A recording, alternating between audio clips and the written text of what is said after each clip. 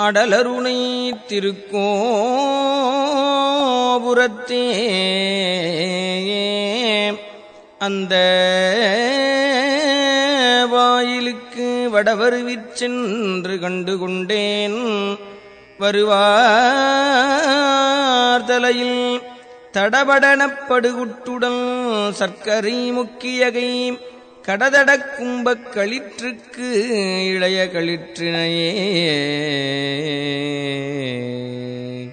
பேற்றி தவம் சற்றுமில்லாத என்னை பிரபஞ்சம் என்னும் சேற்றைக் கழிய வழிவிட்டவா செஞ்சடாடவிமேல் ஆற்றை பணியை இதழியை தும்பையை அம்புலியின் கீற்றைப் புனைந்த பெருமான் குமாரன் கிருபாகரனே.